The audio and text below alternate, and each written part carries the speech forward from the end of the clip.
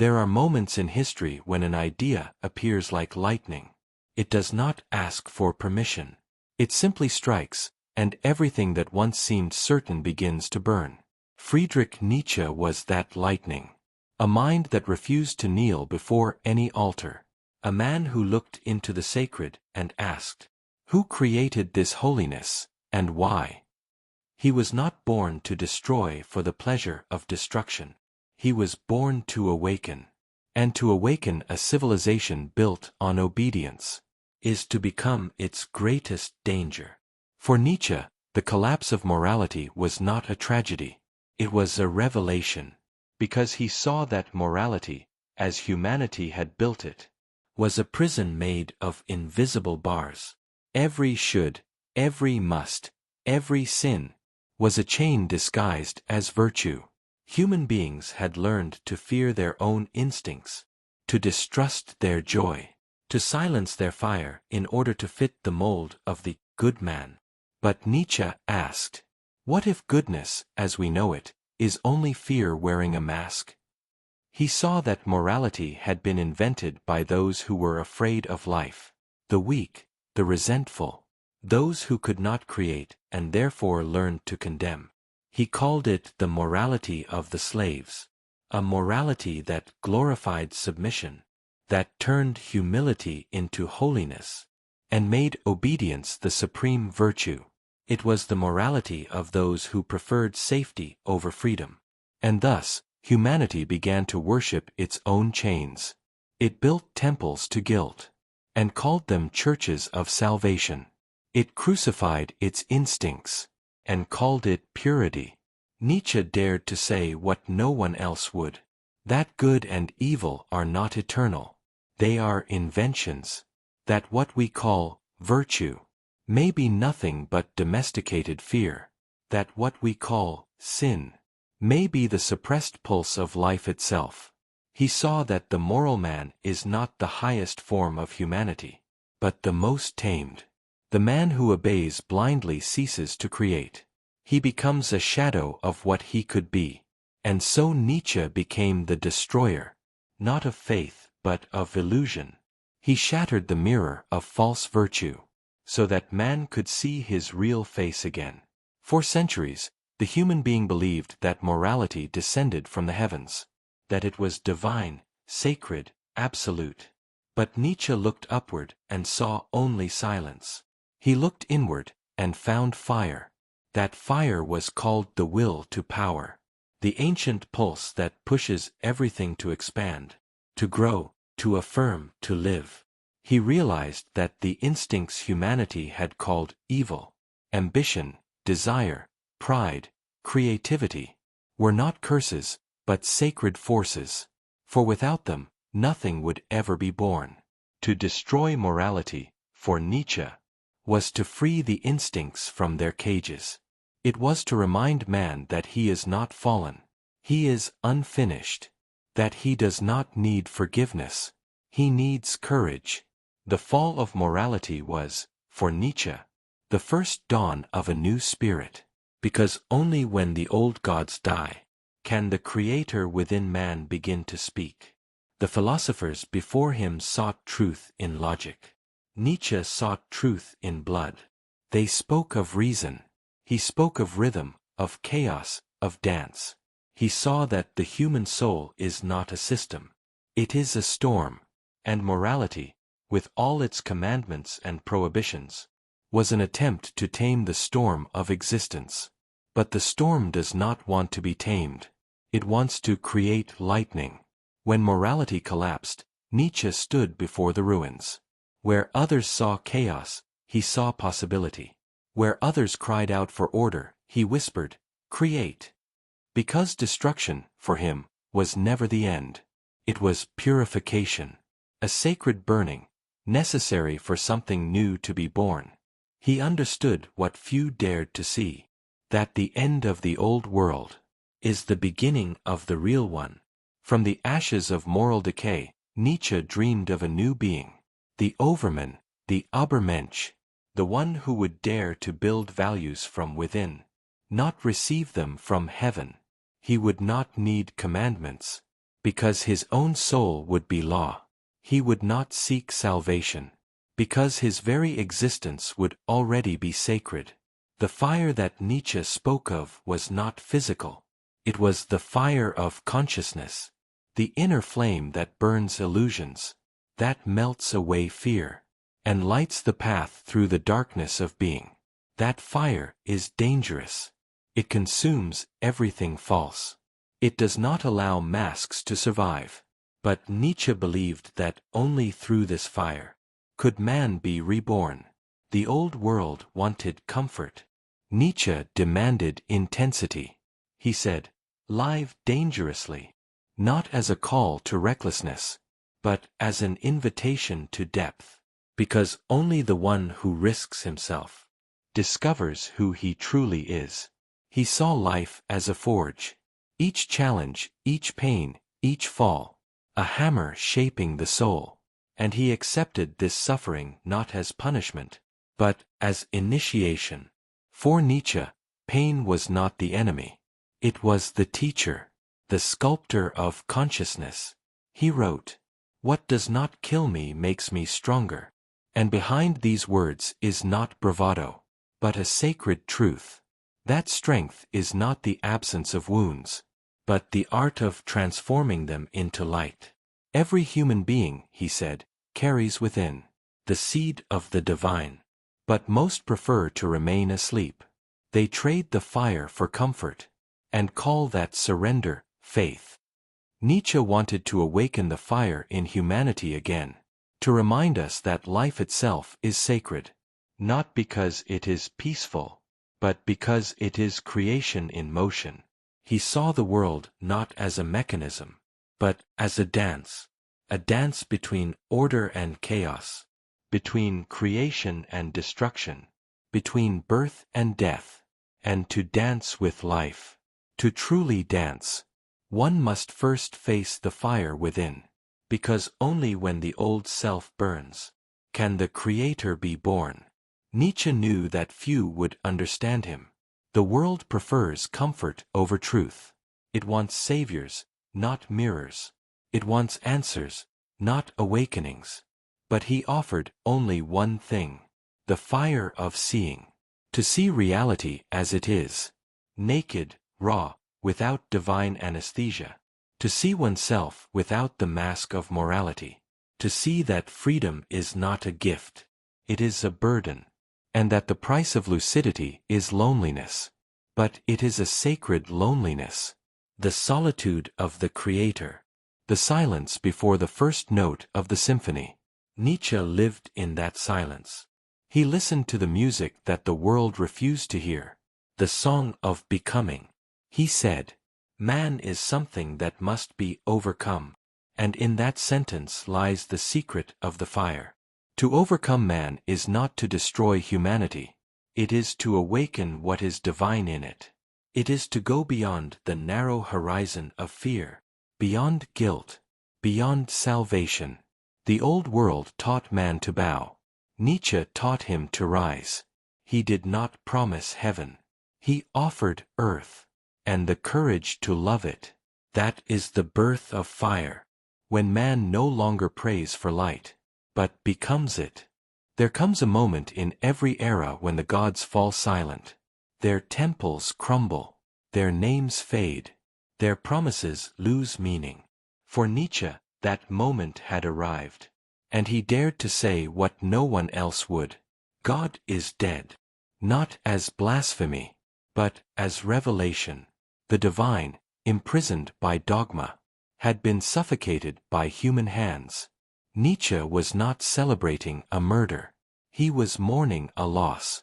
The loss of a faith that once gave meaning, but that now had become a cage. He saw that humanity no longer believed deeply. It only repeated words. Faith had turned into habit. Morality had become a costume. And behind those costumes, the soul slept. The death of God was not the end of the sacred. It was the beginning of its rebirth. Because what dies when the old gods fall is not divinity itself. It is our dependence on it. The sky collapses, And suddenly man finds himself alone, under the vastness of his own freedom. That emptiness terrifies, and so, humanity rushed to fill it, with new idols, new creeds, new illusions. But Nietzsche saw through them all. Science, progress, politics, they were simply new religions, wearing the mask of reason. He called them the new gods, and he warned that they would enslave the spirit, more subtly than the old ones ever did. Because when man stops worshipping heaven, he begins to worship himself, his power, his machines, his ambitions. And yet, deep down, the same fear still ruled, the fear of the void. Nietzsche wanted to go beyond that fear. He wanted to look into the emptiness, and find meaning within it. When he declared the death of God, he was not ending the sacred, he was returning it to its origin. The divine, he said, had never lived in the sky. It lived in the heartbeat of existence, in the fire of creation, in the courage of the individual soul that dares to say yes to life. To kill God was to shatter the mirror, so that man could finally see his own face. Nietzsche did not want to destroy faith. He wanted to purify it. He wanted a faith without obedience, without guilt, without fear. He dreamed of a faith born from strength, not weakness, a faith that affirms existence instead of fleeing from it, a faith that embraces the tragic, and still dances. For Nietzsche, the death of God was not despair. It was liberation. It was the clearing of the sky, so that new stars could be born. He knew that this freedom would come at a price, because once heaven collapses, the weight of creation falls upon us. We become the artists of meaning, the architects of value, the poets of existence. The question is no longer, what is good, but, what can I create? And that question is terrifying, because creation demands responsibility. It demands courage. It demands that we stop blaming the divine for the darkness we carry inside. Nietzsche saw that every time humanity invents a god, it is trying to escape itself. Every time it creates a heaven, it is rejecting the earth. Every time it preaches humility, it is hiding its power. But he whispered, the earth is worth more than the sky, because the earth is alive. It bleeds, it breathes, it creates, and the one who truly loves life must love it in its entirety, not as it should be, but as it is. That is why Nietzsche's philosophy burns, because it replaces comfort with truth, obedience with creativity, hope with affirmation. He wanted to return man to the sacred act of living, not through prayer, but through creation. When he said, God is dead, he was saying, the stage is yours now. The fire is in your hands. And that is the most frightening, and the most divine message ever spoken. Because when the gods die, man is forced to become divine himself, not through power, but through creation. The death of the old gods is not the end of the sacred. It is its renewal. It is the dawn of a new kind of light, born not from heaven, but from consciousness itself. Nietzsche saw the collapse of heaven as the beginning of the true dawn of man. And from that moment on, the eternal question echoed through time. Now that God is dead, who will we become? After the silence of the old gods, a strange light began to rise, not from the heavens, but from within. It was not the light of revelation, nor the comfort of faith. It was a raw, trembling glow, born from the courage of a consciousness that had finally awakened. The night of meaning had ended, and in its place, the dawn of creation began to unfold. Nietzsche called it the birth of the spirit of freedom. the moment when man stops being a disciple and becomes a creator. He believed that every human being carries within them a divine spark, not a gift from heaven, but a potential born from struggle. We are the forge of our own gods, the sculptors of our own truths, the dreamers of our own worlds. But before creating, we must first unlearn. We must dismantle everything that was given to us as absolute, eternal, unquestionable. Nietzsche knew that the greatest obstacle to freedom was not tyranny, but comfort, not oppression, but obedience, because to obey is easier than to think. To follow is easier than to create. To repeat is safer than to dream. That is why he said, the individual has always had to struggle to keep from being overwhelmed by the tribe. If you try to go alone, he warned, you will be lonely, but if you conform, you will cease to exist. The dawn of creation begins with solitude, because only in solitude does man hear his own voice. Nietzsche believed that every great spirit is born in the desert, far from applause, far from comfort, far from the noise of the herd. There, in the silence between two worlds, the new man begins to speak. He does not pray, he creates. He does not kneel, he stands. He does not ask for permission, he invents meaning. That is why Nietzsche said, you must become who you are, not who they told you to be, not who tradition expects, but who you are when all illusions fall. To become who you are is not a discovery, it is an act of creation. It means turning your pain into rhythm, your chaos into form, your loneliness into light. The new man, the Übermensch, the one beyond man, is not a superhuman being. He is the awakened one, the one who has died to the old self and been reborn in the fire of awareness. He is the artist of existence, the poet of reality, the dancer of destiny. For Nietzsche, art was the highest expression of truth, because art does not explain, it reveals. It does not justify, it celebrates. The artist, the philosopher, the free spirit, they all share the same sacred mission, to transform the unbearable into beauty. That is why Nietzsche admired tragedy so deeply, because in tragedy, man looks at suffering, and still says, yes. In Greek theater, he saw a reflection of the eternal dance between light and darkness, between joy and death, between chaos and creation, and he realized that the meaning of life was not to escape tragedy, but to embrace it, to dance in spite of it, to love even what hurts. That was the heart of his philosophy. Amor fati, the love of fate, to love not only what is pleasant, but also what is necessary, to love not only success, but failure, to love the fall as much as the flight, because only when we love what is inevitable do we become free. Nietzsche's dawn is not gentle, it is fiery.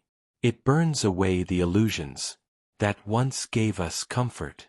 It is the dawn of those who have walked through the night and returned with eyes that can finally see.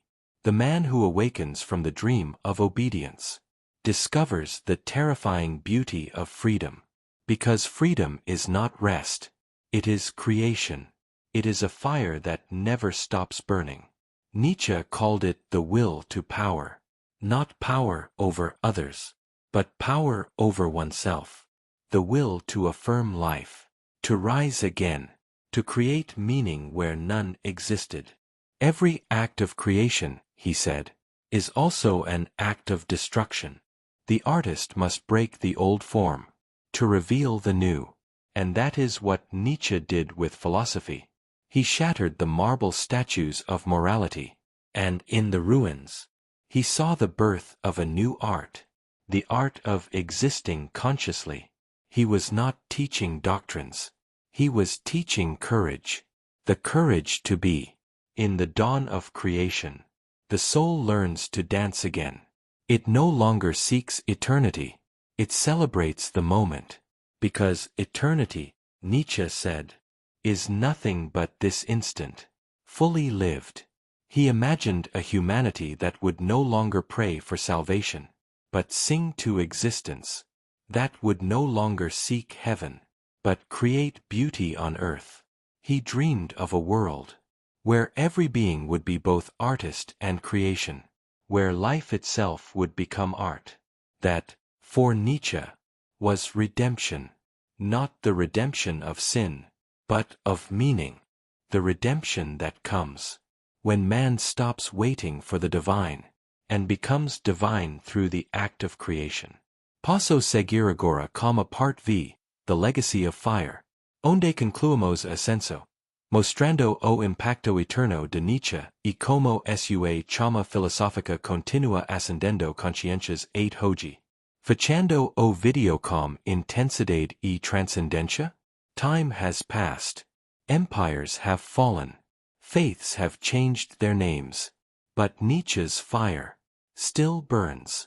Not in temples, not in books, but in every soul that dares to think, to question, to create. He was the spark that ignited the modern spirit, and that fire, once lit, could never be extinguished. Philosophers tried to define him. Psychologists tried to explain him. Religions tried to silence him. But Nietzsche was not a man to be defined.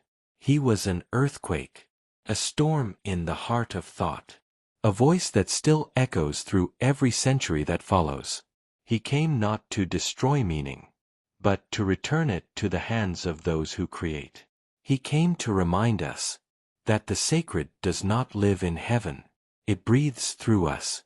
It speaks in every act of courage, every gesture of authenticity, every breath that dares to say, I exist.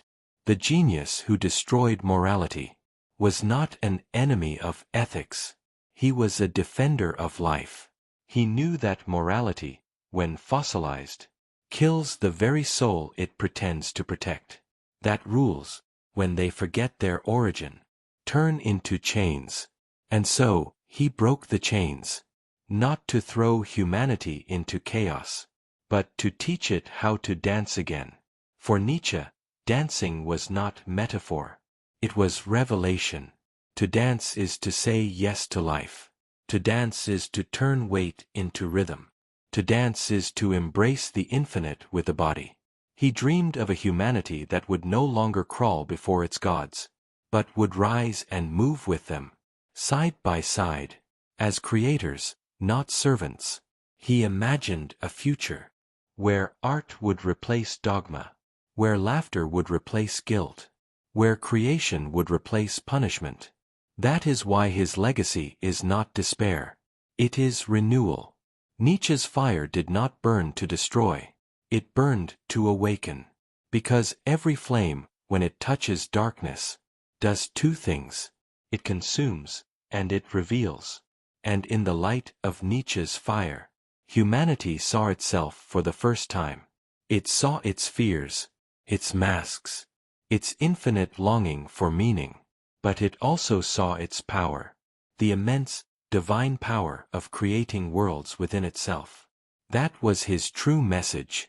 That man is not the end. He is the beginning. That the human being is not a mistake, but a possibility, a bridge stretched between what is and what could be. And to cross that bridge, one must have courage. The courage to lose all illusions. The courage to stand in the wind of truth. The courage to love fate. Because only those who love their destiny become free. Nietzsche called this love amor fati, the love of what is, the love that transforms even pain into light. Amor fati is not resignation, it is affirmation. It is to look at existence and say, yes, I want it all again. Every joy, every loss, every storm. to live in such a way that one would gladly relive the same life eternally. That, he said, is the test of the soul, the measure of greatness. For Nietzsche, eternity was not in the afterlife. It was in the intensity with which one lives each moment. And that is the redemption he offered humanity. Not salvation beyond the world, but transcendence within it. He taught that the divine does not descend from heaven. It rises from the depth of consciousness. That God was not dead, only waiting to be reborn inside us. Nietzsche's tragedy was also his triumph. He carried the burden of thought to the point of breaking, and in that breaking, he became eternal.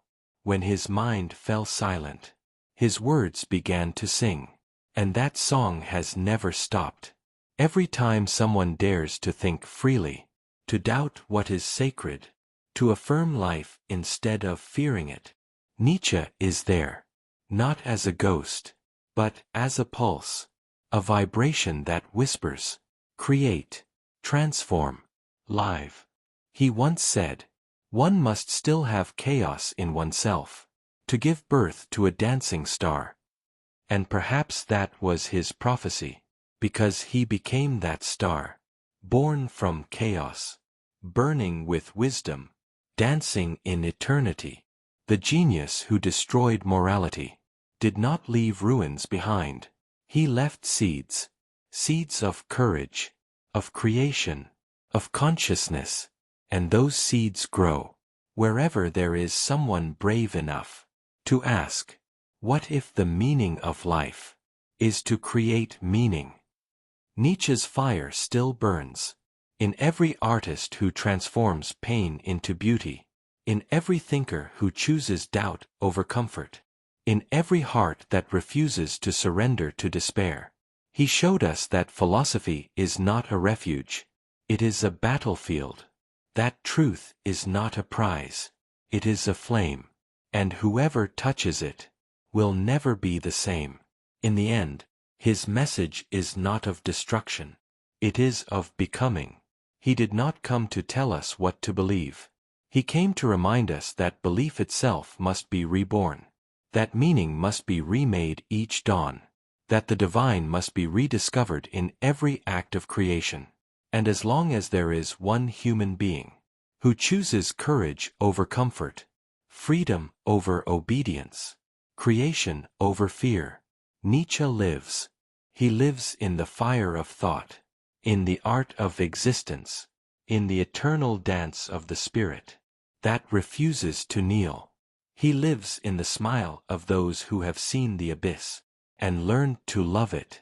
He lives in the hearts that no longer wait for heaven, because they have already found it within.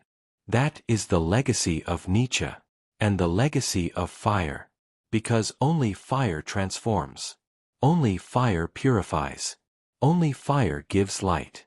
And so, his words remain, burning across centuries, calling to every soul that still dares to think. Become who you are. Do not seek the light. Become it.